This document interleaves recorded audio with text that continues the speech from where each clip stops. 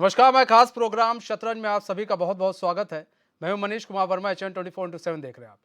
NDA का कुनबा राज्य में बड़ा होने जा रहा है। एनडीए में जल्द ही एक और दल शामिल हो सकता है, जो यूपी की सियासत में नई हलचल मचाने के लिए काफी है। चलिए आपको बताते हैं ऐसा कौन सा दल है और वो कौन सा नेता है जो एनडीए के कुनबे में शामिल हो सकता है। ये रिपोर्ट देखिए।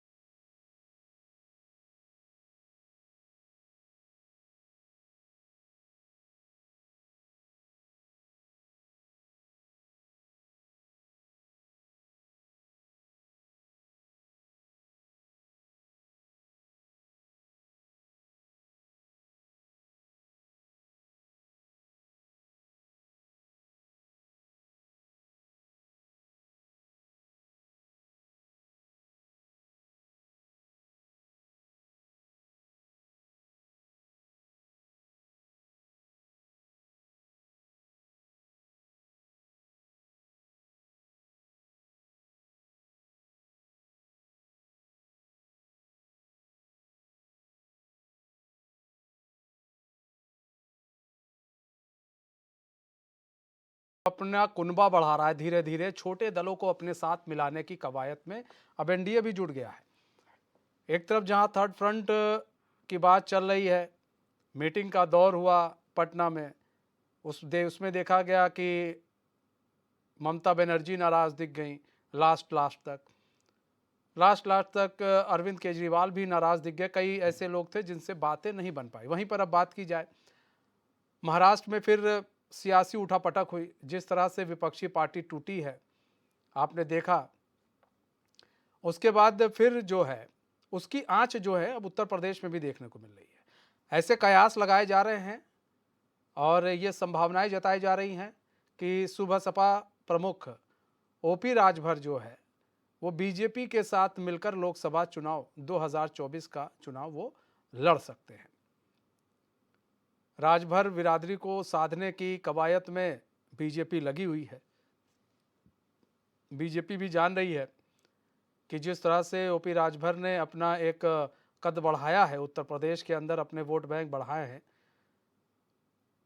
उससे बीजेपी को काफ़ी फायदा हो सकता है। वहीं देखिए, इसमें बड़ी समझने वाली बात है, इसमें यह भी कयास लगाए जा रहे हैं, ऐसा सूत्रों से खबर है, इस पर कोई पुष्टि नहीं हुई है और ना ही इसकी कोई पुष्टि अभी तक की गई है, लेकिन ऐसी आशंकाएं जताई जा रही है कि ओपी राजभर को मिलाने के बाद बीजेपी बसपा को भी चाहती है कि वो अपनी तरफ कर ले, क्योंकि क्षेत्रीय दल जो है बसपा वो काफ़ी मजबूत है उत्तर प्रदेश के अंदर। तो ऐसे में बसपा को भी अपनी ओर मिलाने की बीजेपी कवायद में जुटी है और इसका जो पूरा दारोमदार है ये ओपी राजभर को दिया जा सकता है, क्योंकि ओपी राजभर गाए बगाए अक्सर ये मंच से कहते आए हैं कि अगर मायावती को साथ में लेते अखिलेश यादव, हमें बुलाते और भी जो छोटी मोटी पार्टियां उन्हें बुलाते, तो शायद हम लोग जाते और उनका समर्थन करते और लोकसभा चुनाव में एक अच्छी बढ़त हासिल करते उत्तर प्रदेश के अंदर।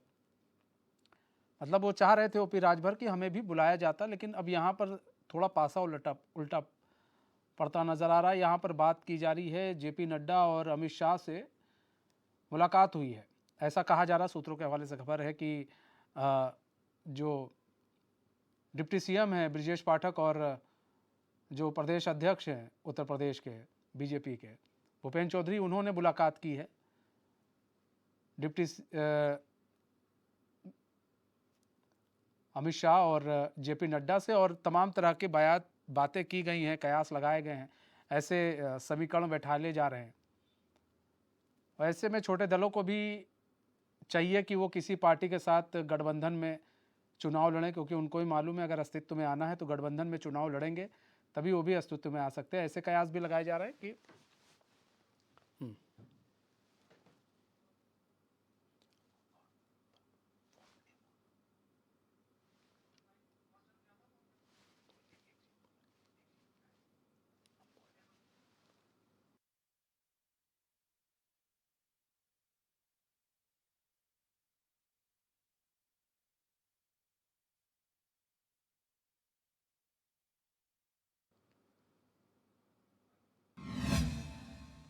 तो हमारे साथ कैप्टन आई सिंह जुड़ चुके हैं, भाजपा प्रवक्ता हैं। हमारे साथ सुभाष चंद्र यादव भी जुड़ चुके हैं, सुभाषपा के प्रवक्ता हैं। आप सभी मेहमानों का बहुत बहुत स्वागत है हमारे साथ। अभी कुछ ही देर में सपा प्रवक्ता भी जुड़ जाएंगे। सबसे पहले आपके पास सुभाष चंद्र यादव जी आ रहे हैं। सुभाष चंद्र यादव जी, अब कयास लगाए जा रहे हैं कि जो है आप लोग 2024 का चुनाव बीजेपी के साथ मिलकर लड़ सकते हैं, और काफ़ी मायने निकाले जा रहे हैं कि भाई यहाँ पर डिप्टी सीएम ने भी बात की है, यहाँ पर आपका प्रदेश अध्यक्ष ने भी बात की है। आप लोग किस और स्टैंड ले रहे हैं? मनीष जी, कयासों का क्या है, कयास तो लगते ही रहते हैं, का बाजार गर्म होता रहता है, राजनीति है। मनीष जी जरा ये करवाइए, आवाज डबल ट्रिपल आ रही है। ठीक है जी, आप बोले पीसीआर, जरा सुभाष चंद्र का आप ऑडियो सही कर दीजिए। जी आप बोले सुभाष। तो मनीष जी, अटकलों का बाजार तो गर्म होता ही रहता है, राजनीति है। लेकिन एक बात तो स्पष्ट हो चुकी है कि इस समय प्रदेश की राजनीति के केंद्र में तो माननीय प्रकाश राजभर जी हो चुके हैं, और उत्तर प्रदेश की राजनीति है वो कहीं ना कहीं माननीय प्रकाश राजभर जी के इर्द गिर्द ही घूमती रहती है, और उनके जो भी बयान होते हैं राजनीति में क्या बन जाते हैं। गठबंधन की जो बातें चल रही है सिर्फ उत्तर प्रदेश ही नहीं, भारत गठबंधन के दौर की राजनीति से गुजरा। ये किसी का छूता नहीं है, चाहे आप किसी भी राज्य में चले जाएं, 2-4 क्षेत्रीय पार्टियां जो है वहां पे अपना वर्चस्व, इसके अलावा बड़ी राष्ट्रीय पार्टियां कहीं छोटे छोटे क्षेत्रीय दलों को साधते हुए गठबंधन के दौर से गुजर रही है। तो कोई नई बात नहीं। जिस प्रकार एनडीए की जो घटक दल है या फिर यूपी हो गया कांग्रेस के, उनके साथ भी विभिन्न तमाम पार्टी। रही बात सुहेलदेव भारतीय समाज पार्टी की, तो सुहेलदेव भारतीय समाज पार्टी किस गठबंधन करेगी, किससे गठबंधन नहीं करेगी, ये लोकसभा चुनाव आने दीजिए, उसके आने से 5-6 महीने पहले हमारा शीर्ष नेतृत्व तय कर देगा। तो इसके बारे में हम बोलने के लिए अग्रसर नहीं है, जो भी है वो चीजें पता चले। लेकिन उत्तर प्रदेश की 30-32 लोकसभा सीटें ऐसी है जिसके अंदर सुहेलदेव भारतीय समाज पार्टी अपना वर्चस्व रखती है, माननीय जी अपना जनाधार रखती है, और इस देश की जो दशा और दिशा तय करता है उत्तर प्रदेश तय करता है। क्योंकि राजनीतिक दृष्टिकोण से अगर देखा जाए मनीष जी, तो सबसे बड़ा लोकसभा क्षेत्र वाला जो प्रदेश है तो उत्तर प्रदेश, यहाँ पे 80 लोकसभा सीटें हैं। यानी उत्तर प्रदेश को जिसने भी अपने हाथ में ले लिया, दिल्ली की सत्ता उसके हाथ में। और उत्तर प्रदेश की जो शुरुआत होती है पूर्वांचल से होती है, और पूर्वांचल के अंदर सुहेलदेव भारतीय समाज पार्टी पूरी मजबूत कर रखी हुई है, और बिना सुहेलदेव भारतीय समाज पार्टी को साधे दिल्ली की सत्ता को हासिल कर लेना पार्टी के बस की बात है। गठबंधन होंगे नहीं होंगे, किसके साथ होंगे किसके साथ नहीं होंगे, मनीष जी ये समय आने के बाद में पता चल जाएगा। और जाहिर सी बात है, आप ज्यादा जानकारी रखते इस बारे में, पत्रकार हैं आप, तो आपको इसके बारे में ज्यादा ही पता होगा। समय आने दीजिए, इसके बारे में आपको पता भी चल जाएगा कहाँ जाते हैं कहाँ नहीं जाते हैं। लेकिन सुहेलदेव भारतीय समाज पार्टी मजबूती के साथ जमीनी स्तर पर उत्तर प्रदेश के अंदर अपना काम कर रही है। मजबूत साथ में उत्तर प्रदेश की जन जन तक सुहेलदेव भारतीय समाज पार्टी की जो नीतियां हैं, माननीय प्रकाश राजभर जी के विचार है, उसको जन जन तक पहुंचाने का हम कार्य कर रहे हैं। और हमारे नेता आपको पता है लेकर और ऐसी की राजनीति करती रहती है। लेकिन हमारे नेता माननीय ओम प्रकाश राजभर जी पिछले 20 वर्षों संघर्ष करते आ रहे हैं, और संघर्ष करने के बल बदौलत ही उत्तर प्रदेश की राजनीति के अंदर उन्होंने अपना एक मुकाम बनाकर रखा है, उन्होंने अपनी हैसियत बना के रखी है। आज उत्तर प्रदेश के अंदर हर राजनीतिक दल सुहेलदेव भारतीय समाज पार्टी को लेना चाहता है। ये सुहेलदेव भारतीय समाज पार्टी की ताकत है, उनका वर्चस्व है, ये हमारा जनाधार है। ठीक है। कैप्टन आई सिंह जी, यहाँ पर सुबह सपा ओपी राजभर की जो पार्टी है उसको लेकर अब आप लोग के विचार क्या हैं? क्योंकि देखिए आप लोग के साथ पहले भी रही है पार्टी, अब एक बार फिर से आ रही है, लेकिन इसमें कई सवाल ये हैं कि यही पार्टी गठबंधन के साथ भी जाना चाह रही थी, तो ऐसे में विश्वास क्या किया जा सकता है एक बार फिर से सुबह सपा पर? आप लोग कर सकते हैं?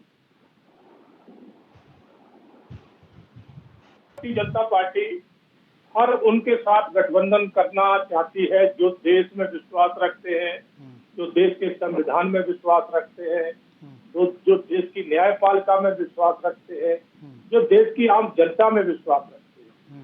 भारतीय जनता पार्टी का एक अपना विचारधारा है, और उस विचारधारा के साथ अगर कोई भी आएगा तो बिल्कुल उसको स्वीकारा जाएगा, उसका स्वागत किया जाएगा। मगर भारतीय जनता पार्टी अपनी विचारधारा से हटके किसी के साथ नहीं जाती है। आपने देखा हो, जो भी आया है हमने अपनी विचारधारा बता दी कि हमारी विचारधारा ये है, इसके साथ अगर हमारे आपके मन मिलते हैं तो बिल्कुल आपका स्वागत है, और नहीं मिलता है तो आपकी रास्ता अलग, हमारी रास्ता अलग, कोई बात ही नहीं है। तो भारतीय जनता पार्टी का शुरू से यही सिद्धांत है कि हम किसी के लिए मना नहीं करते, मगर सिद्धांत हमारे अपने हैं, और हमारे सिद्धांत है राष्ट्रवादी। हम राष्ट्र के लिए समर्पित हैं, राष्ट्र के प्रति चर्चा करते हैं, राष्ट्र की सोच रखते हैं, प्रभु राम हमारे आदर्श हैं। तो ये हमारी एक आस्था है। इस हिसाब से जो भी आएगा उसका बिल्कुल मोस्ट वेलकम स्वागत है। एक चीज और है सुभाष चंद्र जी, आपने बताया कि 25 से 30 ऐसी लोकसभा मतलब सीटें हैं जहां पर आपका एक अच्छा होल्ड है, लेकिन जो हम लोग को खबर मिल रही है ऐसे सूत्रों के हवाले से, ऐसे कहीं मुहर नहीं लगी है, लेकिन जो हमें खबर मिल रही है वो ये है कि 2 सीटों पर बात चल रही है कि 2 सीटें आपको दी जा सकती है। ऐसे में आप 25 से 30 सीटों की बात कर रहे हैं, इधर 2 सीटों की बात हो रही है, और ये भी कहा जा रहा है कि अगर ये आते हैं ओपी राजभर तो उनको एक जो योगी कैबिनेट है उसमें एक बड़ा पद भी दिया जा सकता है, एक अच्छे पद पर वो जा सकते हैं, मंत्रिमंडल में जा सकते हैं योगी के। तो ऐसे में क्या समझा जाए, यहाँ पर फिर सीटों को लेकर ही क्या मतलब चीज़ें लटक सकती हैं? क्योंकि मैंने बोला है कि गठबंधन किससे होगा किससे नहीं होगा, कब गठबंधन में हम जाएंगे कब नहीं जाएंगे, इसके बारे में हमारा शीर्ष नेतृत्व समय आने पर आप सबको अवगत करा देगा। रही बात सीटों की, तो यहाँ सीटों की बात मैंने नहीं की, मैंने ये बताया कि सुहेलदेव भारतीय समाज पार्टी अपना वर्चस्व रखती 30 से 32 लोकसभा सीटें ऐसी है जिसके अंदर माननीय ओम प्रकाश राजभर जी का प्रभाव है। मैंने ये बोला हमारी सीटें मांगनी, सीटें नहीं मांगने वाले यहाँ तो कोई बात ही नहीं आ रही। जब गठबंधन की कोई प्रक्रिया शुरुआत होगी तो जाहिर सी बात है उसके दिशा निर्देश होंगे, उसके रूल एंड रेगुलेशन होंगे, टर्म एंड कंडीशन होगी, उसके हिसाब से चीजें तय होती है। तो हम ये नहीं बोल रहे कि हमको इतनी सीटें चाहिए, हमको इतनी सीटें दे दो, ये तो बात ही नहीं आ रही अभी। भाई पहले गठबंधन हो जाए, गठबंधन की पहले प्रक्रिया हो जाए, राष्ट्रीय नेतृत्व को स्पष्ट कर दे, चाहे हमारा राष्ट्रीय नेतृत्व हो जाए चाहे भारतीय जनता पार्टी का राष्ट्रीय नेतृत्व हो जाए। जब तक चीजें स्पष्ट नहीं हो जाती तब तक सिर्फ कयास ही लगाए जा रहे हैं। अटकलों का बाजार गर्म हो रहा है, उनको गर्म होने दीजिए, उसमें हमारा कोई उसमें है नहीं। लेकिन ये वास्तविकता है कि सुहेलदेव भारतीय समाज पार्टी 30 से 32 लोकसभा सीटों अपना प्रभाव रखती है। और कुछ दिनों पहले मैं शायद मुझे याद है आप ही के साथ में बैठा हुआ था और आपने भी इस मुद्दे पर डिबेट की थी कि भारतीय जनता पार्टी ने अपना एक इंटरनल सर्वे करवाया था।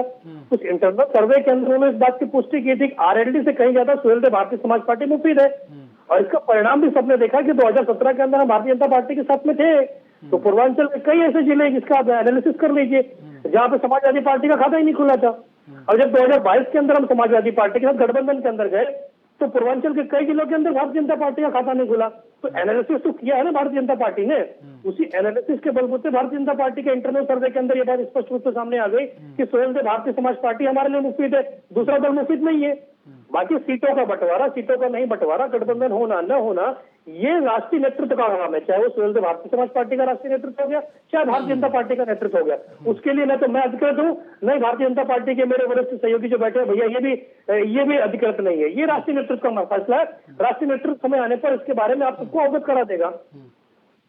लेकिन सुभाष चंद्र जी, देखिए एक चीज़ और है, आप कह रहे हैं कि हमारे बिना तो उत्तर प्रदेश की राजनीति अछूती है, मतलब हो नहीं पाएगी, और लोग जो है हमारे बिना चुनाव लड़ते हैं तो फिर वो अब इस वक्त असंभव सा है। लेकिन सुभाष चंद्र जी, देखिए एक चीज़ ये है कि एक तरफ आप कह रहे हैं कि हम इस वक्त हम ज़रूरी हो गए हैं लोगों के लिए, लेकिन थर्ड फ्रंट तो आप लोग को पूछ भी नहीं रहा है। इधर तो खुद कह रहे हैं ओपी राजभर कि हम तो चाह रहे थे हमें बुलाया जाए, हमें बुलाया ही नहीं गया, मायावती को बुलाया जाए, उन्हें हमें बुलाया ही नहीं जा रहा है। तो थर्ड फ्रंट आपसे दूरी बनाकर रख रहा है कहीं ना कहीं, और बना कर रख रहा है तो आपके लिए भी एक मजबूरी है कि भाई किसी ना किसी बड़े पार्टी के साथ आपको भी गठबंधन करना, एनडीए हुआ उसके साथ गठबंधन करना आप लोग के भी जरूरी है। देखिए मनीष जी मैं स्पष्ट कर दूं, पहली बात तीसरा फ्रंट की हम बात ही नहीं कर रहे भैया। ये जो तीसरा फ्रंट बना रहे हैं इनसे पूछिए कि पहले दूसरा फ्रंट तो बन जाए। दूसरे फ्रंट का पता नहीं, तीसरे फ्रंट की बात कर रहे हैं। एक फ्रंट इनका बन रहा है जो समाजवादी पार्टी, कांग्रेस वगैरह सारे जो विपक्षी दल है इनको लेके चल रहे हैं। सुभाष चंद्र जी रोकना चाहेंगे, सुभाष चंद्र जी एक सेकंड के लिए रोकना चाहेंगे। हमारे साथ प्रमोद त्यागी जुड़ चुके हैं, वरिष्ठ नेता हैं सपा के। प्रमोद त्यागी जी, स्वागत है चैनल में आपका। सुभाष चंद्र जी अपनी बात को पूरा करें सर। यहाँ पे दूसरा मोर्चा पहले बन जाए, उसके बाद में तीसरे मोर्चे की बात होगी।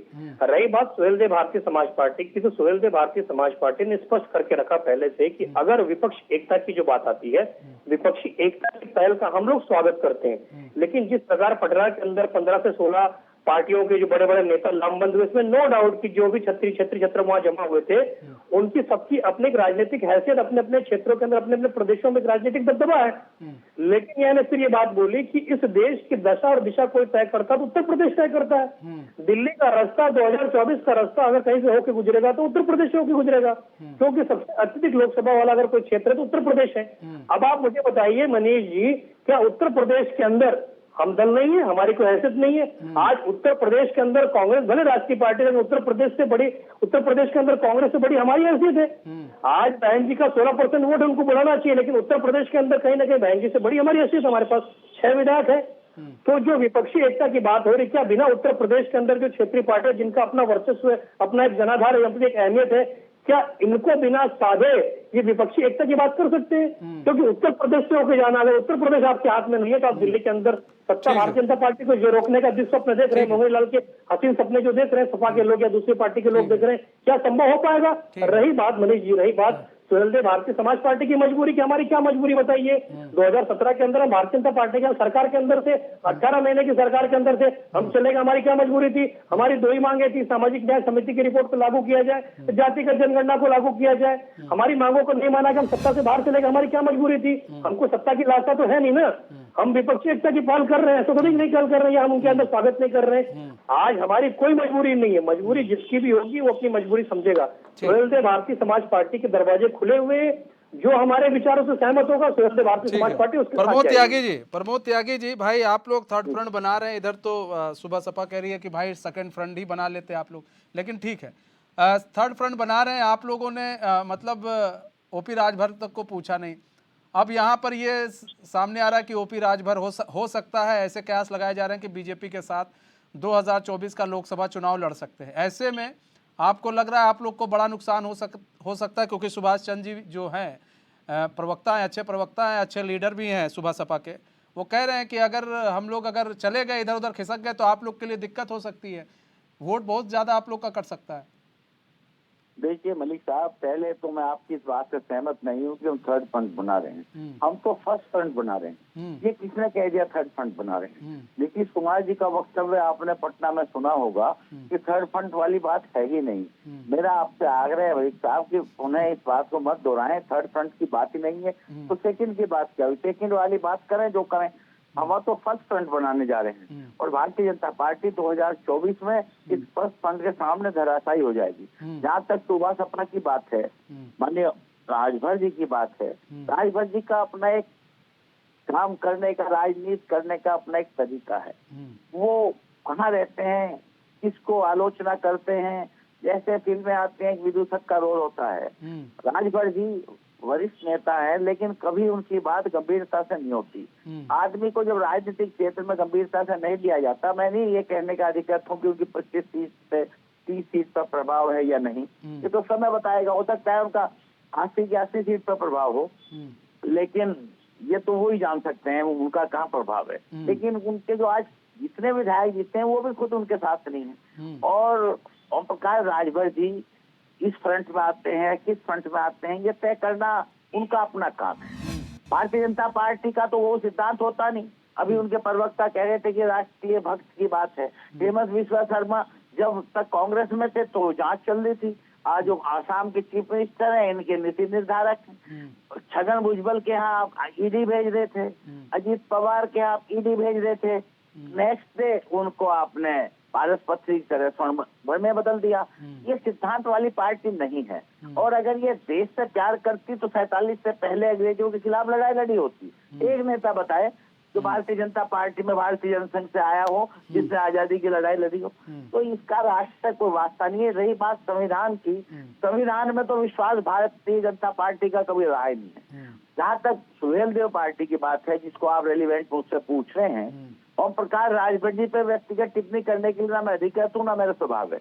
लेकिन राजभर जी का जो राजनीति करने का तरीका है, उनको राजनीतिक पार्टी बहुत गंभीरता से नहीं लेती। कैप्टन ठीक है सर, मैं उनको सुनने की बात भी नहीं करूंगा, क्योंकि सुनने को अगर एक के सामने लगा दिया जाए तो 10 हो जाता है। उनकी राजनीति ऋणात्मक है, ऋणात्मक राजनीति करते हैं। ठीक है, हो सकता है अपने क्षेत्र में प्रभावशाली हो। मैं ये भी नहीं कहता कि उन्होंने गरीब का पिछड़े का काम न किया हो, सब कुछ है। लेकिन उनका जो राजनीति करने का, वो कहाँ जाना चाहते हैं, वो स्वतंत्र है। भारतीय संविधान में भारतीय कुल मिलाकर प्रमोद भाई आप कह रहे हैं वो उलझे हुए हैं, अभी वो उलझे हुए हैं, उनको समझ में नहीं आ रहा है, यही कहना चाहिए। ये तय करना उनका काम है। हाँ, ठीक है। भारतीय जनता पार्टी में जाना चाहते हैं या फर्स्ट फ्रंट में आना चाहते हैं। ठीक है, लेकिन फर्स्ट फ्रंट में आप जो कह रहे हैं, आप उस फ्रंट में तो, अरे कोनो फ्रंट में तो बुला लीजिए, उनको बुला ही नहीं रहे आप लोग। वो बेचारे इतना चीख चीख कर बोल रहे हैं कि बुलाओ बुलाओ बुलाओ, आप लोग बुला ही कहाँ रहे हैं। नहीं, वो बुलाने लायक गंभीरता पैदा करे, सब लोग स्वागत करेंगे। अच्छा, थोड़ा सा उनका हर प्रतिदिन अपना बयान बदलता है तो विश्वसनीयता तो घटती है। वो तो बड़े नेता हैं, कैबिनेट मिनिस्टर हैं, अपनी पार्टी के अध्यक्ष हैं। जब मेरे जैसे या उनके प्रवक्ताओं के बयान की रेलिवेंसी है, उन पर विश्वसनीयता बनानी पड़ती है, तो वो तो अपनी पार्टी के अध्यक्ष हैं, तो कम से कम प्रतिदिन उनको विश्वास में लेके लोगों को बयान देना चाहिए। और प्रतिदिन अपने बयान परिवर्तन करेंगे तो देखिए कहीं ना। सुभाष चंद्र यादव जी, कैप्टन आई सिंह जी आते हैं आपके पास sir, 10 second. Subhash Chandra Yadav ji 10 second में जवाब दीजिए कि भाई मनीष जी, ये जो मेरे काबिल दोस्त हैं, लगता है वर्क करके नहीं आए। इन्होंने बोला गंभीरता की बात। अरे मेरे काबिल दोस्त त्यागी जी, उत्तर प्रदेश की राजनीति के अंदर आप बोल रहे हैं उनको कोई गंभीरता से नहीं लेता। अगर उनको गंभीरता से नहीं लेता तो सुहेलदेव भारतीय समाज पार्टी के सुप्रीमो का नाम सुबह होते ही सबसे पहले आपके अखिलेश यादव जी लेते हैं, और दिन के अंदर अरविंद राजभर जी का नाम लेते हैं, और शाम को अरुण राजभर जी का नाम लिए बगैर आपके सुप्रीमो की नींद नहीं आती, खाना हजम नहीं होता। ये उनकी गंभीरता है, समझे आप। तो आप पहले तो वर्क करके आए। दूसरा ये बात है इसके अंदर कि आपने बोला संविधान की बात। अरे समाजवादी प्रमोद त्यागी जी आ रहे हैं, एक एक करके प्रमोद जी आ रहे हैं। संविधान समाजवादी पार्टी क्या कर रही भैया? आपके जो स्वामी प्रसाद मौर्य है, निर्मला प्रसाद जी बोलने से भी हमको कोई गुरेज नहीं। उस व्यक्ति ने शूद्र की बात कर दी। आप मुझे बताइए, जिस संविधान की आप दुहाई दे रहे हैं, क्या उस संविधान के अंदर कई शूद्र सबका उल्लेख है? संविधान का बहाना बना लेते हो, बाद में संविधान को नहीं मानते। समाजवादी पार्टी को उत्तर प्रदेश की जनता अब गंभीरता से नहीं लेती, क्योंकि समाजवादी पार्टी सिर्फ पिछड़ों का दोहन करती है, शोषण करती है। पिछड़ों को जब भी हकाधिकार देने की बारी आती है, समाजवादी पार्टी उससे पीछे हट जाती है। सुहेलदेव भारतीय समाज पार्टी की गंभीरता है। हमारे नेता सत्ता के लालची नहीं है। हमारे नेता पिछले 20 वर्षों से बोलते आ रहे हैं जाति का जनगणना कराओ। आज समाजवादी पार्टी वही बात बोल रही, सत्ता से बाहर जाने के बाद। सत्ता में रहते हो आपको याद नहीं आई? हमारे नेता पिछले 20 वर्षों से बोलते आ रहे हैं कि सामाजिक न्याय समिति की रिपोर्ट लागू करो। आज समाजवादी पार्टी बोल रही सत्ता से बाहर जाने के बाद में। सत्ता में रहते हो आपको याद नहीं आई? तो समाजवादी पार्टी गंभीर नहीं, इसलिए उत्तर प्रदेश की जनता ने उसको सत्ता से बेदखल किया 17 के अंदर, और उसके बाद में 22 के अंदर भी बेदखल कर दिया। हमारी हैसियत थी, हमारी हैसियत के बलबूते ही आप 49 से 47 से 111 के ऊपर आए थे, क्योंकि पश्चिम में आपका सुपरसाथ हो गया, मध्य में आपका सुपरसाथ हो गया, पूर्वांचल में जो आपकी सीटों के अंदर जो इजाफा हुआ था वो सुहेलदेव भारतीय समाज पार्टी की बदौलत हुआ था, माननीय ओम प्रकाश राजभर जी की बदौलत हुआ था। तो आप हमको ज्ञान न दे, तथ्यों पे बात करें। मैं तथ्यों पे बात करता हूं, और तथ्य यही कहते हैं कि सुहेलदेव भारतीय समाज पार्टी के बगैर आप 49 से 111 पे नहीं पहुंचते। ये हमारी हैसियत है। ठीक है कैप्टन आई सिंह जी, यहाँ तो अब देखिए बात ये है कि भाई प्रमोद त्यागी जी हैं, वो कह रहे हैं कि भाई उनको कोई सीरियस नहीं लेता है। दूसरी चीज़ ये है, जाति जनगणना की बात आ रही है, सुभाष चंद्र यादव जी भी जाति जनगणना की बात कर रहे हैं। ऐसे में बीजेपी जाति जनगणना से पीछे हट रही है। तो ऐसे में अगर मान लीजिए कि अगर बन जाता है, गठजोड़ बन जाता है और हम ही लोग की बात सही निकल जा रही है, गठजोड़ बन जा रहा है, तो ऐसे में फिर कैसे जाति जनगणना को लेकर भाई उनको आश्वस्त किया जाएगा और कैसे उनको समझाया जाएगा? क्योंकि सुभाष चंद्र यादव जी कह रहे हैं कि भाई जातीय जनगणना की हम मांग कर रहे हैं। अगर बनता है तो फिर आप लोग तो कराने के पक्ष में नहीं है, कैप्टन आई सिंह जी। बिल्कुल राकेश जी, जाति जनगणना की बात ऐसी है, अभी तो भारतीय जनता पार्टी का ऐसा अभी कोई कहीं विचार नहीं है, ना ऐसी कोई हमारे यहाँ चर्चा है। आगे भविष्य की कह नहीं सकते हैं, मगर अभी फिलहाल ऐसी कोई चर्चा नहीं है। और रही बात ये उत्तर प्रदेश में ये परिवारवादी पार्टी है जो मुलायम सिंह ने शुरू करी थी, और आज उसमें परिवार चला जा रहा है। मुलायम सिंह अपनी जब गए तो अपनी पोस्ट जो है ना अपने बेटे को दे गए, अखिलेश अपने बेटे को दे देंगे। तो ये पारिवारिक पार्टियां हैं, इन पार्टियों का वजूद धीरे धीरे जनता खत्म कर रही है। जनता ने अब इनको जो है ना स्वीकारना नकार दिया है, इन लोगों को अब स्वीकार नहीं कर रही, नकार चुकी है, क्योंकि वो समझ चुकी है इन्हें प्रदेश की जनता से कोई लेना देना नहीं है। ये सिर्फ अपने परिवार को बचाने के लिए उल्टे पुल्टे बयान देती हैं, उल्टे पुल्टे समझौते करती है, प्रदेश में सीधे माफिया राज करवा देती है। जिस तरह से आपने देखा होगा कि जब अखिलेश और मुलायम उत्तर प्रदेश के मुख्यमंत्री हुआ करते थे तो उत्तर प्रदेश की क्या हालत थी, पूरा गुंडा राज बना दिया था, हर तरह का माफिया वहां पनप रहा था। अगर न्याय मिल रहा था तो नहीं मिल रहा था, तो सिर्फ आम जनता को नहीं मिल रहा था, बाकी माफियाओं को फुल आनंद थे। हर थाने में एक यादव बैठा रहता था, वो थाना चलाता था। तो इस तरह तो इन्होंने सरकार चलाई और बात कर रहे भारतीय जनता की पार्टी। भारतीय जनता पार्टी ने आज आपका सुपड़ा साफ उत्तर प्रदेश में कर दिया है, और आने वाले चुनाव में हो सकता है कि आपको एक आध सीट भी न मिले। तो ये परिवारवादी पार्टियों का अब समय धीरे धीरे, कहते हैं ना कि असुर अंत होने वाला है, तो ये परिवार पार्टियां अंत की ओर जा रही है, क्योंकि जनता वो परिवारवादी पार्टियों को नकार चुकी है। जनता चाहती है राष्ट्रवाद, जनता चाहती है विकास, जनता चाहती है संविधान के तहत काम करना। जो अपनी सोच से जो काम करना चाहते हैं वो जनता नकार चुकी है।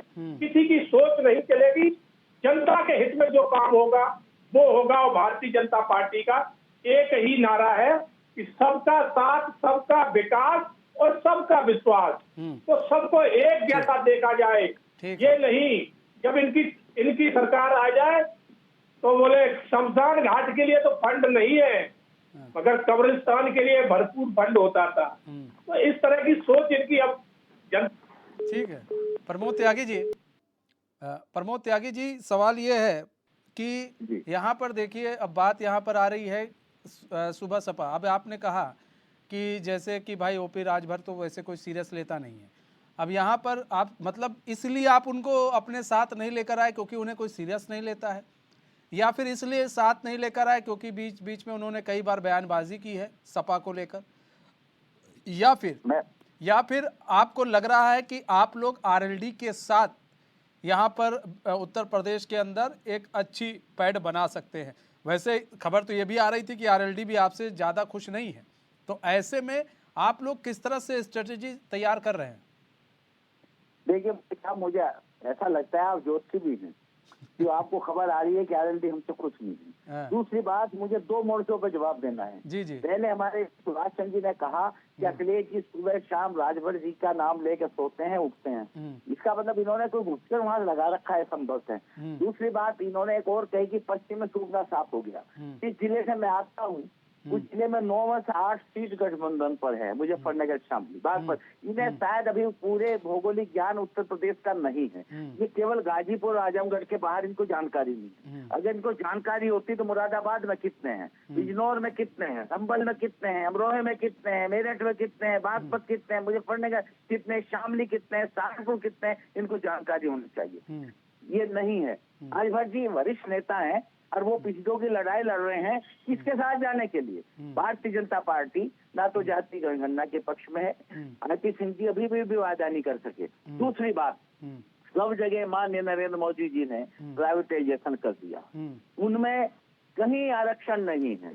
अगर प्राइवेट सेक्टर में सब चीजें जा रही हैं, डिफेंस तक जाने जा रहा है, विदेशी निवेश डिफेंस में ला रहे हैं मोदी जी, पहले आंदोलन करते थे जब मनमोहन सिंह जी की सरकार थी, तो ये आरक्षण किसे मिलेगा? क्या ये चाहते हैं राजभर जी न कि जाति जनगणना मैं नारे लगाता रहूं और उस पार्टी में जाऊं जो उसके खिलाफ है? क्या ये चाहते हैं राजभर जी की जहां आरक्षण खत्म हो जाए पिछले का प्राइवेटाइजेशन होकर के उस पार्टी में मैं जाऊं? तो फिर निजी स्वार्थ हुआ ना। दूसरी बात, आईपी सिंह साहब जी ने कुछ बात कही है कि ये परिवारवादी पार्टी है। राजनाथ सिंह जी का बेटा मुलायम सिंह जी का बेटा नहीं है, कल्याण सिंह जी का बेटा मुलायम सिंह जी का बेटा नहीं है। अजीत पवार क्या परिवारवादी नेता नहीं है जो उप मुख्यमंत्री आपने बनाया है? छगन भुजबल के बेटे को बनाया है, पहले नारायण रैना के बेटे को बनाया है। मैं एक संख्या दिला दूंगा पूरे, विजया राजे सिंधिया की लड़की चीफ मिनिस्टर रही, अब उनका लड़का मेंबर पार्लियामेंट है। माधवराज सिंधिया का ज्योतिराज सिंधिया उनके लड़के को आप युवा संगठन में ला रहे।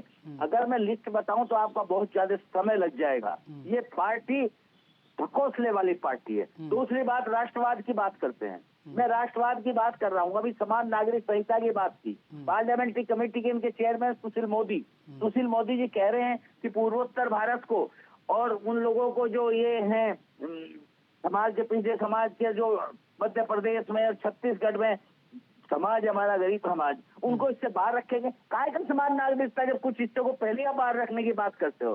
केवल इलेक्शन, राष्ट्रवाद इलेक्शन से, शमशान इलेक्शन से, कब्रिस्तान इलेक्शन से, आपसी लड़ाई इलेक्शन से। उस पार्टी को जिसको देश की जनता भविष्य के बारे में कोई रुचि नहीं हो, जिनके नेता की रुचि रोज ड्रेस बदलने पे हो, जिनके आपसी क्या हुआ किसी को पार्टी में वहां निकाल रहे, कोई आ जाए इनके यहाँ, कितना ईडी लगा रखी हो, इनकम टैक्स लगा रखा हो, जिसका ये बहुत ज्यादा मिसयूज कर रहे हैं। सर, ठीक है सर, बहुत बहुत धन्यवाद प्रमोद त्यागी जी हमारे साथ जुड़ने के लिए और अपना बहुमूल्य समय देने के लिए। कैप्टन आई सिंह जी जवाब दे दीजिए सर प्रमोद त्यागी का। कैप्टन आई सिंह जी आपको आवाज आ रही है हमारी?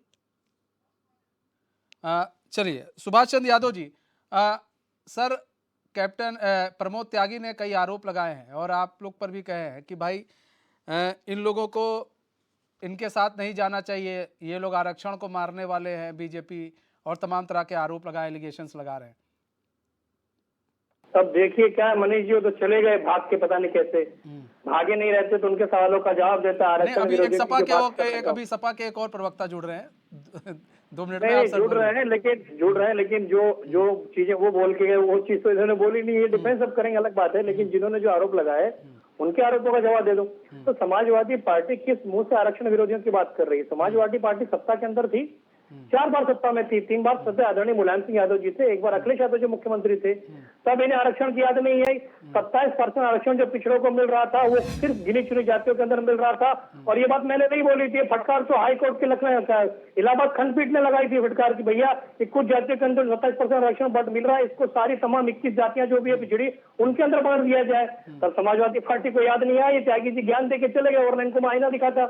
हाई कोर्ट से बड़ा तो है नहीं, सुप्रीम कोर्ट से बड़ा है नहीं। न्यायिक प्रक्रिया जब न्यायाधीश और जज इस बारे में टिप्पणी कर रहा है कि भैया आप आरक्षण का कहीं ना कहीं कुछ सीमित जातियों के अंदर ही दोहन कर रहे हैं, बाकी जातियों को उसका लाभ मिल रहा है, क्या उसका लाभ नहीं दे रहे? यार तो समाजवादी पार्टी पर लगा, हम पे नहीं लगाना। जातिगत जनगणना की बात तो हमारे राष्ट्रीय अध्यक्ष माननीय ओम प्रकाश राजभर जी पिछले 20 वर्षों से करते आ रहे हैं। इसके बारे में समाजवादी पार्टी 4 बार सत्ता में रहती है, एक बार भी क्यों नहीं जीती? सामाजिक न्याय समिति की बात चल रही, 2001 के अंदर सामाजिक न्याय समिति बनी थी और तत्कालीन मुख्यमंत्री राजनाथ सिंह ने कमेटी बनाई थी। उस कमेटी के अंदर जो चीफ थे वो उस समय के संसदीय कार्य मंत्री हुकुमदेव सिंह थे। उन्होंने 8 अक्टूबर को सामाजिक न्याय समिति की रिपोर्ट सौंप दी थी। अब आप मुझे बताइए, समाजवादी पार्टी के लोग काबिल लोग बोले कि भारतीय जनता पार्टी को दोष दे रहे, चलो मैं मान रहा हूं भारतीय जनता पार्टी की गलती है, लेकिन सामाजिक न्याय समिति की जो रिपोर्ट थी समाजवादी पार्टी ने क्यों नहीं लागू की जब 4 बार इनकी सरकार थी? बहुजन समाज पार्टी की 4 बार सरकार थी। आप दूसरों को आईना दिखा रहा, हमने मान लिया चलो भारतीय जनता पार्टी गलत थी, लेकिन आप जिन पिछड़ों की राजनीति करते, आप जिन अति पिछड़ों की राजनीति करते, जिन दलितों की राजनीति करते, जिन अति दलितों की राजनीति करते, उन्हीं अति दलितों का, अति पिछड़ों का हक आपको जब देने की बारी आई तब आपने रिपोर्ट को लागू क्यों नहीं किया? तब आपने सत्ता में रहते विधानसभा के अंदर जातिगत जनगणना का प्रस्ताव क्यों नहीं पारित किया? आज जिस नीतीश कुमार की प्रशंसा कर रहे हैं, नीतीश कुमार से समाजवादी पार्टी को सबक लेना चाहिए ना। समाजवादी पार्टी ने अपनी सत्ता में रहते हुए अगर विधानसभा के अंदर एक प्रस्ताव पारित करवा कर केंद्र के पास भेज दिया होता तो कम से कम आप उत्तर प्रदेश की जनता के अंदर ये बोलने लायक तो रहते कि भैया हमने पहल की। सत्ता में रहते हुए जातिगत जनगणना की याद नहीं, सत्ता में रहते हुए सामाजिक न्याय समिति की याद नहीं। अभी मेरे काबिल दोस्त चले गए, ये संविधान की बात कर रहे थे। अरे भैया संविधान की बात कर रहे हैं तो भैया यूनिफॉर्म सिविल कोड का विरोध क्यों कर रहे हो? संविधान की धारा 4 के अनुच्छेद 44 के अंदर स्पष्ट उल्लेख किया गया है, एक देश एक विधान। संविधान की दुहाई देते हैं और उसके बाद में संविधान को नहीं मानते। यही समाजवादी पार्टी का दोहरा रवैया मनीष जी, यही दुर्भाग्य है। संविधान की दुहाई देंगे लेकिन संविधान को नहीं मानेंगे। मैं संविधान की बात कर रहा हूँ ना, धारा 4 के अंदर अनुच्छेद 44 के अंदर स्पष्ट उल्लेख किया हुआ, मानिए उस चीज को नहीं मान रहे हैं और संविधान की दुहाई भी देने का प्रयास कर रहे हैं। तो समाजवादी पार्टी पिछड़ों की विरोधी है, समाजवादी पार्टी दलितों की विरोधी है, समाजवादी पार्टी संविधान विरोधी भी है। और ये तथ्यों के साथ बोल रहा हूँ मैं, खाम ख्याली मनगढ़ंत बातें नहीं बोल रहा हूँ। जो बातें त्यागी जी बोल के चले गए उन बातों का मैंने तथ्यों के साथ जवाब दिया, सबूत है मेरे पास। तो समाजवादी पार्टी पहले अपना गिरेबान झांक के देखे, उसके बाद में दूसरे की गिरेबान में झांकने का प्रयास करे। ठीक है, हमारे साथ अशोक यादव भी जुड़ चुके हैं, सपा के प्रवक्ता हैं। अशोक यादव जी, स्वागत है चैनल में आपका। अशोक यादव जी, आपने सुना अभी सुभाष चंद्र यादव जी को सुना आपने, आप लोग भाई कह रहे हैं संविधान की बात कर रहे हैं, दलित पिछड़ों की बात करते हैं, लेकिन सबसे ज्यादा शोषण दोहन तो आप ही के समय में हुआ है। मनीष भाई, अभी कल की घटना है मध्य प्रदेश की, आपने देखा होगा, पूरा विश्व देखा है किस तरह से प्रवेश शुक्ला एक दलित आदिवासी बच्चे के ऊपर जो है इस तरह घृणित हरकत किया, पेशाब कर दिया। तो उसके बाद क्या हुआ, अभी वहां पे उसे एफिडेविट भी लिया जा रहा है उसके बाप से, उसके पिता से, कि ऐसी कोई घटना नहीं हुई। तो ऐसे पार्टी के साथ, वो भाजपा के विधायक का प्रतिनिधि रहा हुआ आदमी प्रवेश शुक्ला, और ऐसे पार्टी जहां पे पिछड़े दलितों और अल्पसंख्यकों का शोषण होता है, और ये ओम प्रकाश राजभर जैसे लोग, सत्ता के चाटुकार लोग, जो अपने समाज के वोटों को और अपने महाराजा सुहेलदेव के नाम को बेच करके बेचने का काम करते हैं, दलितों का दहन करने बेचने का। भाई चुप रहो भाई, सुभाष जी आप बात सुनो, आप बीच में मत बोलो यार, समाजवादी पार्टी के आप बीच में मत बोलो यार। अरे काहे चिल्ला रहे हो भैया? ओम प्रकाश राजभर जिसको मैंने ठेकेदार कर दिया, शाउट मैचिंग मत कीजिए सर, शाउट ओम प्रकाश राजभर को मैं ठेकेदार कर दिया। ओम प्रकाश राजभर शुद्ध एक नंबर के ठेकेदार आदमी है। वो ठेका लेते हैं, अपने वोटों को दिलाने का ठेका लेते हैं। कभी वो समाजवादी पार्टी में आकर ठेका लेंगे कि हमें इतना दे दीजिए, हम आपको राजभर समाज को दिलवा देंगे। कभी भाजपा में जाके ठेका लेते हैं कि आप हमें इतना दे दीजिए, हमारे बेटे को सांसद बना दीजिए, हमारे बेटे को एमएलसी बना दीजिए, हमको इतना पैसा दे दीजिए, हम जो है आपको राजभर समाज को वोट दिलाएंगे। इसी तरह की बार्गेनिंग वो हर दल के साथ करते हैं। तो ये ठेकेदार आदमी है, और वो कोई नेता थोड़ी है प्रकाश राजभर जी। अगर वो नेता रहते तो अपने बदले तो एक जिला पंचायत सदस्य आज तक नहीं जितवा पाए, तो ये विधायक और सांसद क्या जितवाएंगे?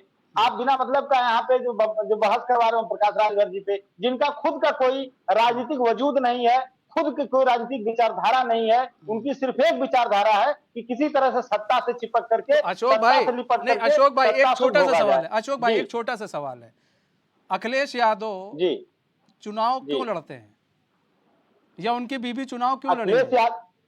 मनीष जी देखिए, हर राजनीतिक दल का गठन जब होता है तो उसकी एक विचारधारा होती है, एक आइडियोलॉजी होती है। नहीं वो ठीक है, अब सवाल का जवाब, अब सवाल कांग्रेस की एक विचारधारा है। नहीं ठीक है, विचारधारा हम नहीं कह रहे, हम ये कह रहे हैं अखिलेश यादव और डिंपल यादव चुनाव क्यों क्यों लड़ते हैं ये लोग चुनाव लड़ते? देखिए, कोई भी राजनीतिक दल चुनाव लड़ता है जीतने के लिए, सत्ता हासिल करने के लिए, सत्ता हासिल करने के लिए। लेकिन सुनिए मेरी बात तो सुनिए, उसमें सुनिए ना जी, मैनपुरी से किसी और को भी चुनाव लड़ा देते, डिंपल यादव को ही चुनाव क्यों लड़ाया? ऐसा है, देखिए वो नेताजी की सीट थी, आगे उसी पर, नेताजी की सीट आगे उसी पर, मतलब ठेकेदार वो भी है, ठेकेदार वो भी है। नहीं सुनिए तो केवल एक को ठेकेदार कहना सही नहीं है ना, यहाँ पर तो आप केवल एक व्यक्ति को ठेकेदार, भाई सबकी अपनी एक महत्वाकांक्षा है, शिवपाल यादव की भी अपनी एक महत्वाकांक्षा है। अंतर है मनीष भाई, बहुत अंतर है। देखिए बहुत अंतर है, एक राजनीतिक विचारधारा होनी चाहिए। अगर हमारी विचारधारा है कि हमारी ये विचारधारा समाजवादी पार्टी की, हम भाजपा का विरोध कर रहे हैं, तो हमारी एक सीट आएगी तभी भी हम नीतिगत आधार पर उसका विरोध करेंगे, और हमारी अगर फुल मेजॉरिटी आती तभी नीतिगत आधार पर हम विरोध करेंगे। हम ये नहीं कर सकते कि आज हम भाजपा के साथ हैं, कल हम कांग्रेस के साथ चले जाए, परसों बहुजन समाज के साथ चले जाए। ये समाजवादी पार्टी में गेस्ट हाउस कांड हुआ था सर, अशोक भाई, समाजवादी पार्टी में ही गेस्ट हाउस कांड हुआ था, और उसी मायावती के साथ आप लोग मिलकर चुनाव भी लड़े। तो ये हमें ना बताइए सर, कितनी विचारधारा मिलती है, कितनी नहीं मिलती है, ये सब हम लोग भी जानते हैं, हम लोग भी बड़े करीब से देख रहे हैं। नहीं, बिल्कुल आप देखिए, उसमें देखने की कोई दिक्कत नहीं है। देखिए, अगर सुबह हम किसी और दल के साथ, शाम को किसी और दल के साथ, दोपहर में किसी और दल के साथ, और हमारी अगर विचारधारा यही रहेगी कि हमें सिर्फ और सिर्फ सत्ता हासिल करनी है, तो जनता आज नहीं तो कल हमको सत्ता से बेदखल पार्टी करेगी। सब इसीलिए बनाते हैं, पार्टी सब अशोक भाई इसीलिए बनाते हैं। अगर मैंने पढ़ाई की है और जिस विषय में पढ़ाई की है, मैं यही चाहूंगा ना कि भाई मुझे उसमें नौकरी मिले, उसमें क्या गलत है भाई? वो इतना पसीना बहा रहा है व्यक्ति, ओपी राजभर इतना पसीना बहा रहे हैं, तो किस लिए बहा रहे हैं? इसीलिए बहा रहे हैं ना कि अपनी पार्टी का विस्तार कर सके, और किस लिए? मनीष जी देखिए, राजनीतिक दल जो है जनता का सेवक होता है। जनता सबसे पहले, उसके आगे जनता से किए हुए वादों को उसको पूरा करना चाहिए। हम कोई दुकान नहीं खोल के बैठे, शटर खोल के ना जब माल बेच रहे हैं, हम जनता के ऊपर, जनता का विश्वास हमारे ऊपर है। तो कोई भी राजनीतिक दल है, आज अगर मोदी जी कहते हैं, जहां पे भोपाल में कहते हैं 26 जून को कि भ्रष्टाचारियों को जेल में डालने की गारंटी दे दो, भ्रष्टाचारियों को जेल में डालने की गारंटी दे दो, और एक हफ्ते के अंदर उस भ्रष्टाचारियों को, महाराष्ट्र से 3 बड़े बड़े भ्रष्टाचारियों को आके भाजपा में शामिल कराने की गारंटी दे जाते हैं। तो ये विचारधारा क्या है? ये कोई विचारधारा हुई?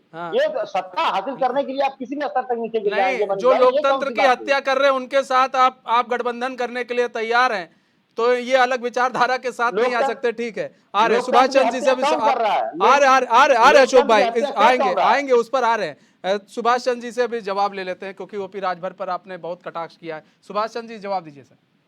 असल में क्या है ना मनीष जी, ये वर्क करके तो नहीं आते हैं, सिर्फ टीवी डिबेट में बैठने का शायद शौक होगा, तो शौक पूरा कर रहे होंगे। ये बता रहे थे कि सिद्धांतों की बात कर रहे थे। भैया, समाजवादी पार्टी में सिद्धांत है, जिन सिद्धांतों की बात कर रहे हैं उसी सिद्धांतों के ऊपर मैं आपको बताता हूं कि आपने अगर सिद्धांतों की लड़ाई लड़ी होती तो 1989 के अंदर आदरणीय मुलायम सिंह यादव भारतीय जनता पार्टी से गठबंधन करके मुख्यमंत्री बन चुके थे। तब आपका सिद्धांत कहां जाता? पकौड़ी छानने के लिए गया था, पकौड़े बनाने के लिए गया था? जिन सिद्धांतों की बात आप कर रहे हैं, बहन जी से आपका गेस्ट हाउस कांड हो गया, लेकिन 2019 के अंदर आपने उसी बहन जी से गठबंधन करके लोकसभा का चुनाव लड़ा, तब आपका सिद्धांत कहां चला गया था? भैंस चलाने चला गया था? आप कांग्रेस के आपके जो नेता जिन्होंने इस पार्टी को बनाया था, आदरणीय मुलायम सिंह यादव जी ने शुरुआत से हमेशा से कांग्रेस के विरोध रहे थे, लेकिन 2017 के विधानसभा चुनाव के अंदर आपने कांग्रेस से गठबंधन किया था। तब आपका सिद्धांत कहां चला गया था? तब आपका सिद्धांत कहीं बाजार में घूमने के लिए चला गया था, सब्जी लेने के लिए? समाजवादी पार्टी सिद्धांत की बात न करो तो बेहतर है। रही बात सत्ता के लालच की, तो सुहेलदेव भारतीय समाज पार्टी को कोई सत्ता का लालच नहीं है। सुहेलदेव भारतीय समाज पार्टी और सत्ता का लालच रहता। 2017 के अंदर हम भारतीय जनता पार्टी के गठबंधन के अंदर थे। 18 महीने की सरकार के अंदर हम सरकार के अंदर से सत्ता को लात पार के बाहर निकल गए थे, क्योंकि हमारी तब भी यही मांग थी सामाजिक न्याय समिति की, तब भी हमारी मांग थी जातिगत जनगणना की। अब आप देख रहे हैं मांग पूरा करने के लिए चुनाव पहले सुनने की क्षमता को लाल टोपी डाले, क्योंकि लाल टोपी जहां दिख जाती है, समाजवादी का झंडा दिख जाता है, तो वहां पता चल जाता है बैठे हुए थे कि समाजवादी पार्टी का दूसरा नाम दंगाई वाली पार्टी। सुनने की क्षमता रखो, सुनने की क्षमता रखो। अब आप संविधान की बात पे किस संविधान की दुहाई दे रहे हो? आप किन वादों की बात कर रहे हो? सत्ता में रहते हुए आपको पिछड़ों की याद नहीं आई? सत्ता में रहते आपको जातिगत जनगणना की याद नहीं आई? सामाजिक न्याय समिति की रिपोर्ट 2001 के अंदर गठित हो गई थी, भारतीय जनता पार्टी की सरकार ने लागू नहीं किया। आज पिछड़ों के रहनुमा बनने का प्रयास कर रहे हो, दलितों के रहनुमा बनने का प्रयास कर रहे हो। क्यों नहीं सामाजिक न्याय समिति की रिपोर्ट लागू की? क्यों नहीं जातिगत जनगणना कराई? क्यों नहीं विधानसभा के अंदर अशोक भाई आ रहे हैं ना, शॉर्ट मैचिंग ना कीजिए। राजनीति करते हो, राजनीति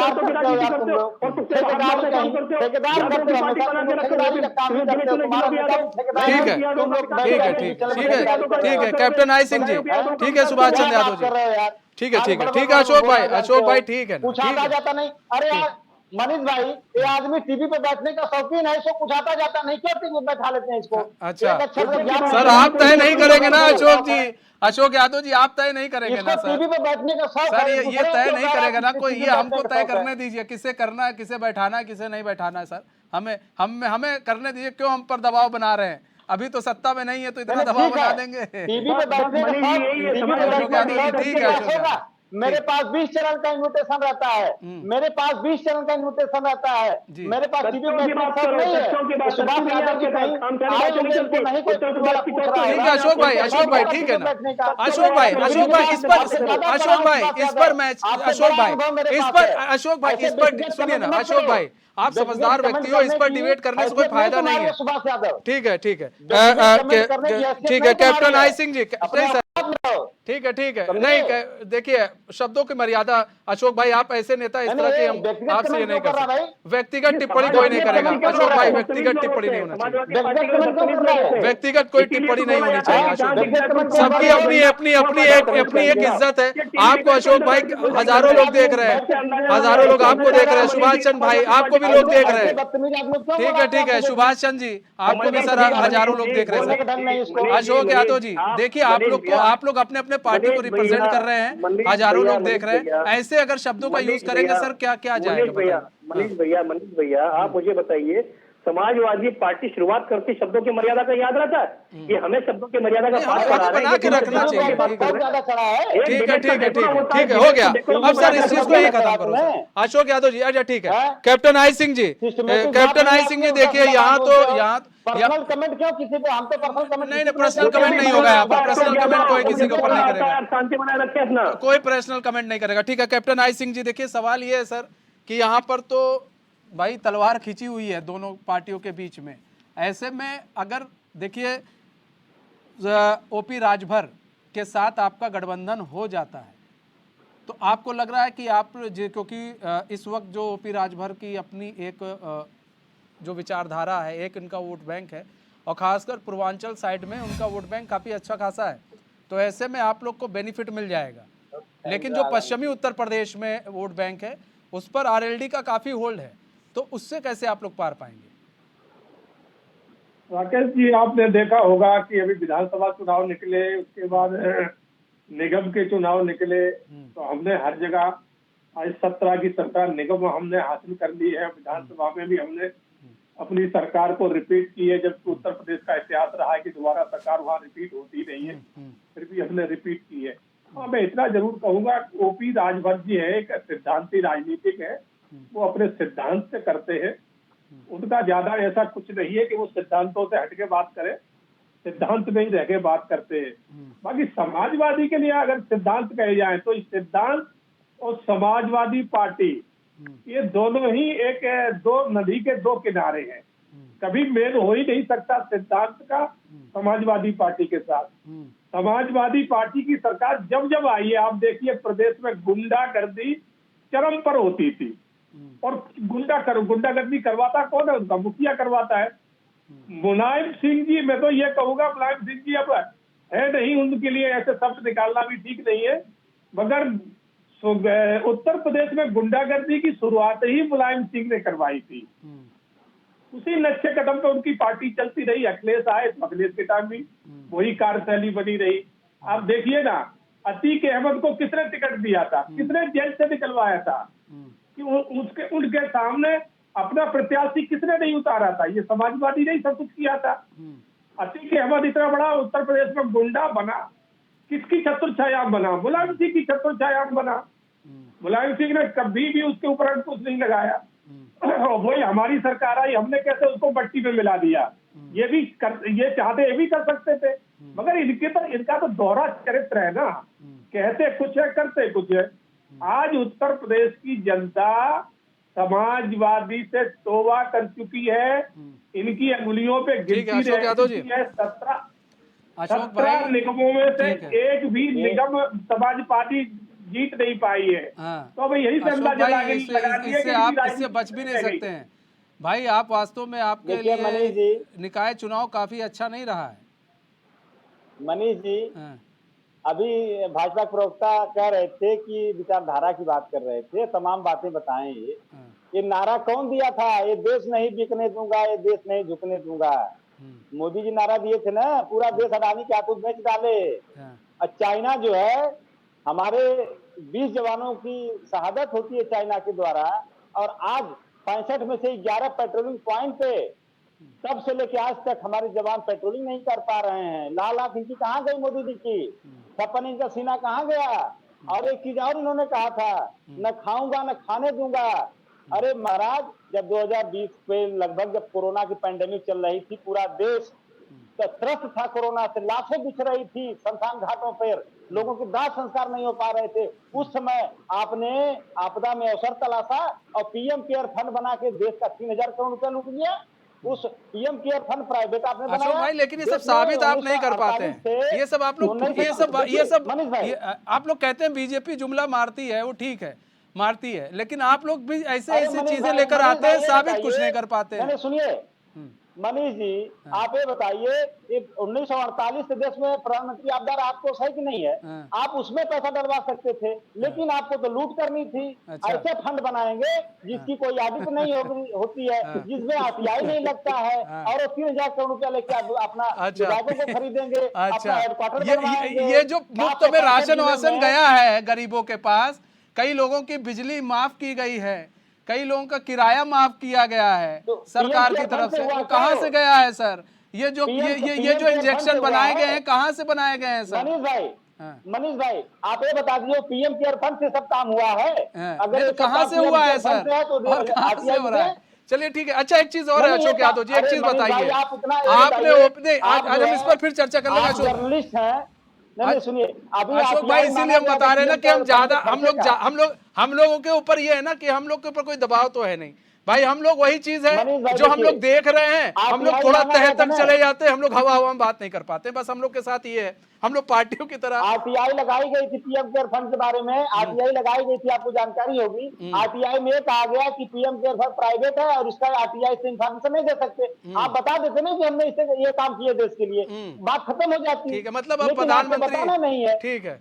एक चीज और अशोक यादव जी, ये बताइए कि यहाँ पर हम बात कर रहे हैं अगर ओपी राजभर की, तो लेकिन अभी हमने पूरा तब से देखा है ओपी राजभर को, वो कभी भी ऐसा बयान नहीं देते हैं, चाहे वो धर्म को लेकर हो, चाहे वो जाति को लेकर हो, जिससे कि उनमें या फिर उनके पार्टी में टूट हो या फिर उनके प्रति कोई भी अविश्वास पैदा हो जनता के बीच में।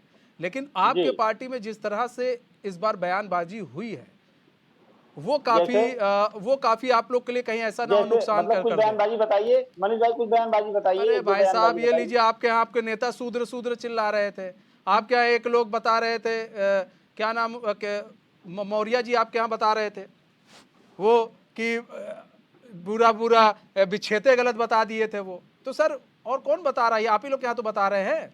नहीं मनीष भाई, जो घटनाएं हो रही हैं, मैं शुरुआती में ही बताया था कि किस तरह से अभी मध्य प्रदेश की घटना है ना, 24 घंटा नहीं बीता सीधी में, जो एक शुक्ला, जो प्रवेश शुक्ला एक आदिवासी बच्चे के ऊपर किस तरह की घटना को अंजाम दे रहा था, ये क्या है? ये मानसिकता गंदी नहीं है? ये इसको आप क्या कहेंगे? अगर स्वामी प्रसाद मौर्य ने इस तरह की मानसिकता से उभरने का बात कहा तो इसमें क्या बुराई की बात है? उसमें शूद्र समाज का ऊपर जो प्रताड़ना हो रही है सदियों से, उसके उन्होंने बात करी, तो क्या बुराई है इसमें? इसमें कहां से आपको हिंदू मुस्लिम रामचरितमानस पर सवाल उठा दिया और बुराई नहीं कह रहे हैं आप, क्या बात है? नहीं, मानस की बात नहीं बताइए, आप कह रहे हैं बुराई नहीं है, शूद्र समाज की सही है, बुराई नहीं होगा। अब आप लोग को लग रहा है बुराई नहीं है, ये हिंदू समाज पर कितना बड़ा आघात उन्होंने किया है, वो शायद अभी आप लोग को पता नहीं चल रहा है अशोक भाई। आप शूद्र समाज की बात कर रहे, फिर मानस पे चले गए। हम तो सबकी बात कर रहे हैं ना, हम तो आपसे स्वामी प्रसाद मौर्य की बात की तो मैंने पूरी बात कर दी ना। उनको तो हिंदू नजर ही नहीं आते, उनको तो बस ST SC नजर आते हैं, बाकी तो कोई जाति है ही नहीं उनके नजर में। मध्य प्रदेश में जिस बच्चे के ऊपर पेशाब किया प्रवेश शुक्ला, वो हिंदू नहीं था मनीष भाई? तो हम कब कह रहे हैं वो सही है? हम भी कह रहे हैं गलत है, तो स्वामी प्रसाद मौर्य को तो कहिए गलत है। घटनाएं जो आदिकाल से चली आ रही हैं, आदिकाल से घटनाएं चली आ रही हैं, और ये घटनाएं अक्सर पिछड़े दलित और अनुसूचित समाज के साथ हो रही है। ठीक है अशोक भाई, समय कम है, आप सभी मेहमानों के साथ हमारे साथ आप जुड़े, अपना बहुमूल्य समय हमें दिया, उसके लिए बहुत बहुत आप सभी मेहमानों का धन्यवाद। तो हमारे इस खास प्रोग्राम में बस इतना है, मुझे दीजिए इजाजत। तो खबरों के साथ बने रहने के लिए देखते रहिए HN न्यूज़। नमस्कार।